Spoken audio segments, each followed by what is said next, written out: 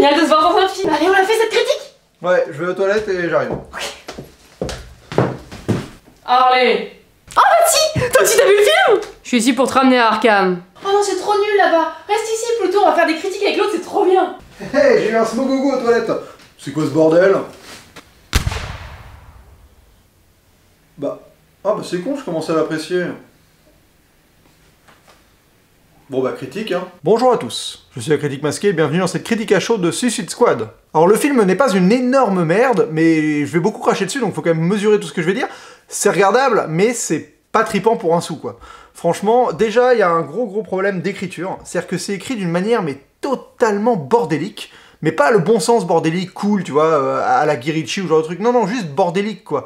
Genre, ils te font des présentations de personnages, après, ils partent dans un futur, dans le présent du truc, après, ils reviennent à des présentations, et après, ils te font les flashbacks des mecs, et après, les flashbacks, ils te les remettent à la fin.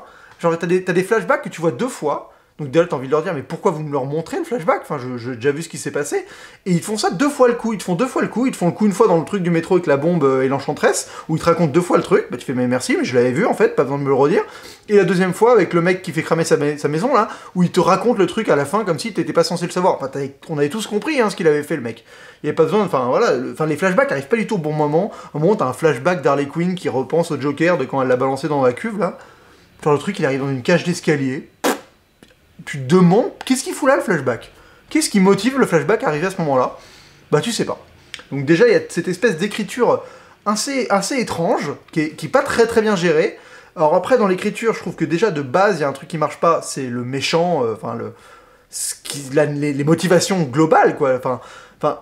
Déjà, un truc idiot, mais... Moi, j'avais vu le comics, le dessin animé Suicide Squad, qui fonctionnait déjà beaucoup mieux, parce que le principe, c'est que tu prends des mecs, des méchants, pour les envoyer faire une mission où tu t'en branles qui crèvent. Là, ils partent avec une armée avec eux. Genre, ils sont accompagnés d'une quinzaine de Marines. Donc c'est plus une... Enfin, le principe, c'est que tu prends des méchants parce ils peuvent crever, on s'en branle. Mais tu pars pas avec des Marines avec eux. S'il y a des Marines avec eux, c'est plus une mission suicide. Parce que les Marines, eux, c'est pas des gens suicidaires. Enfin, tu vois, c'est ça le principe de... Et donc là, d'utiliser ce procédé-là, le fait de mettre des mecs avec eux, en fait, c'est juste pour qu'il y ait des gens qui peuvent crever au fur et à mesure. Parce que vu que les membres de la Suicide Squad, ils vont pas vraiment crever, et ben faut bien qu'il y ait des mecs qui crèvent, qui se font toucher par les méchants, donc ils ont mis des groupes avec eux, tu comprends pas du tout pourquoi.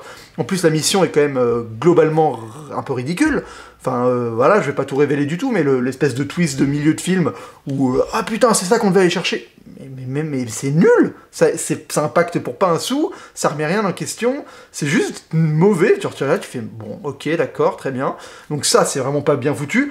Le plan du méchant de base, c'est vraiment le b.a.-ba du méchant, c'est bah, je vais détruire le monde, nanana.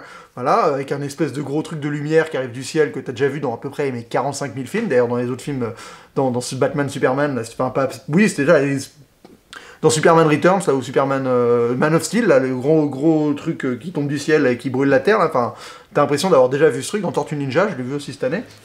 C'est un peu la marque de fabrique des films de SF, le trou dans le ciel qui aspire des choses. Donc ça, c'est quand même assez ridicule.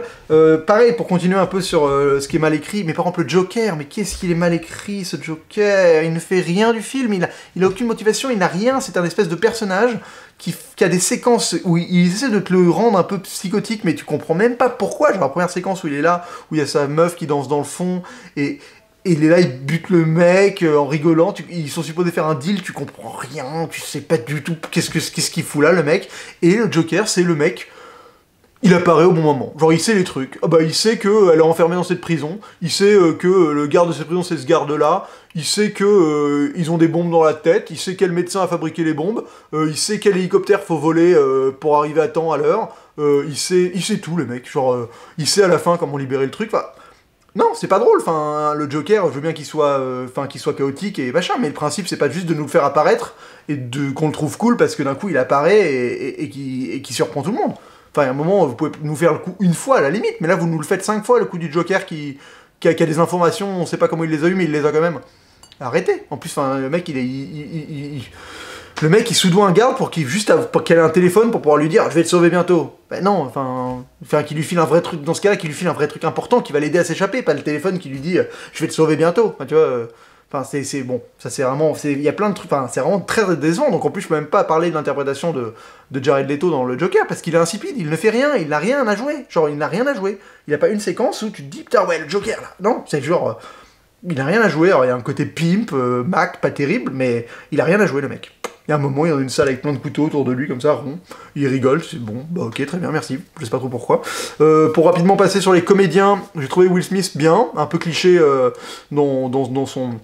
Les personnages sont très monolithiques, ils ont vraiment un truc. Voilà, donc Will Smith c'est sa fille, je suis comme ça. Mais Will Smith c'est quand même pas mal. Harley Quinn fonctionne vraiment, c'est le personnage qui marche le mieux, faut l'avouer. Elle interprète vraiment bien Margot Robbie, donc là-dessus je peux lui dire chapeau, je trouve qu'elle s'est bien débrouillée avec ce personnage, qui est pas évident.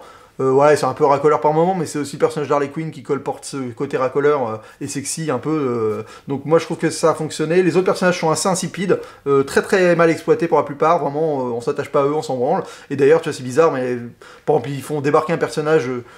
Ils le présentent même pas parce qu'ils s'en foutent, ils savent qu'ils vont le tuer dans 5 minutes qui suivent, et c'est ce qui se passe, et tu fais, mais ouais, enfin, traitez-les un peu avec respect, quoi. Traitez tous vos personnages avec respect, et le film sera déjà mieux, et là c'est ridicule, c'est qu'on voit, enfin, ça a pas de sens, alors tu vois, le Captain Boomerang, enfin, franchement, qu'est-ce qu'on s'en branle de ce mec, quoi, il est tout pourri, et la japonaise avec ses flashbacks de merde. Oh, mais c'est mal géré, il y a des trucs qui arrivent comme ça, c'est vraiment mal géré, quoi. Je trouve que le film aussi est très très mal intégré dans l'univers qu'ils ont essayé de créer des précédents films, c'est-à-dire qu'en fait, tu ne crois pas du tout que ça suit Batman Superman, alors c'est supposé l'être, mais tu n'y crois pas une seule seconde, parce que déjà, rien qu'en Gotham, quand tu regardes Batman Superman, t'as pas le Joker, genre le Joker pour lui c'est de l'histoire ancienne. Pourquoi là il est en mode le pimp qui dirige tout le monde, qui est super fort? Non, enfin normalement dans Batman Superman, le Joker c'est une affaire réglée, il est pas en cours de faire des conneries, et là clairement dans le film, ça suit directement, et le Joker il est en mode le roi de Gotham quoi. Non, c'est pas logique. Alors après, les petites apparitions de Batman, excusez-moi ça fonctionne, mais... c'est vraiment de l'ordre du caméo, ouais, tu vois, t'es à la limite du caméo, quoi, ça fait quand même un peu mal. Et il y a quand même le gros point négatif du film, c'est le design des méchants. Mais qu'est-ce que c'est moche! Alors autant l'Enchantresse et son frère, mais c'est d'une mocheté sans nom, mais alors les sbires qu'elle crée, mais c'est horrible! C'est des bonhommes noirs avec des pustules sur la gueule, qui ont pas de race, qui meurent en s'effritant au fur et à mesure. Mais c'est un truc, tu te dis, mais quelle idée de merde! Vous avez tous les designs du monde pour créer des méchants et vous nous faites cette espèce de caca ambulant, quoi. C'est affreux. C'est... Quelle idée de chiotte, quoi. Et en plus, je déteste les films qui font ça tout le temps, maintenant. Ils te font une armée de méchants, mais vu qu'ils veulent pas mettre des humains, parce que dans ce cas-là, c'est un peu PG-13, tu vois, t'as pas le droit de tuer des humains, ça fait gore et tout. On te met des espèces de monstres ou des robots, et vous verrez, dans tous les films d'action, maintenant, c'est ça. Ils se fritent contre des robots, des espèces de monstres informes, des espèces de vieux zombies pourris, enfin voilà, donc là, c'est ça, le truc n'a pas de race, les combats n'ont aucun intérêt. Alors, pour parler de la réalisation, rapidement, le mec, il fait du standard sur les scènes d'action, mais du standard mauvais, quoi. Genre la scène de fin, elle est ridicule, avec le ralenti, ça dure une plombe, t'as pas de suspense parce que tu sais déjà ce qui va arriver et tout. Enfin, franchement, j'étais à deux doigts d'avoir un rire nerveux en me disant, genre, non, il ose pas, mais arrête, mec, arrête de faire ce ralenti ridicule, on n'y croit pas une seconde, c'est nul.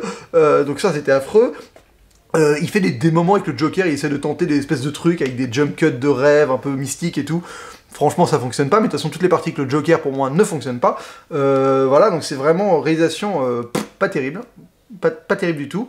Oui, mais ils te font 2 fois le même coup du personne où tu penses qu'elle est morte, en fait, elle est pas morte. 2 fois de suite. Mais à un moment, arrêtez. Mais vraiment, il y a 2 scènes où ils te font la même chose. Genre, un moment où il se passe un truc avec Harley Quinn, on va lui tirer dessus. Ah, mais elle est morte. Ah non, elle est pas morte. Après, c'est 2 secondes avec le Joker. Ah, elle est morte. Ah non, elle est pas morte. Arrêtez, c'est bon, vous l'avez fait une fois, on l'avait déjà vu venir la première fois parce que c'est cliché, et on le fait pas 2 fois d'affilée, c'est trop. Bref, beaucoup de défauts, peu de qualité, vraiment très peu de qualité. En qualité, je mettrais vraiment Margot Robbie, je mettrais le design des personnages qu'ils ont quand même conservé, et ils ont fait quand même ils sont restés fidèles aux comics là-dessus, je trouve ça plutôt bien, mais sinon, franchement, c'est vraiment pas terrible, hein, c'est de l'ordre du mauvais, hein.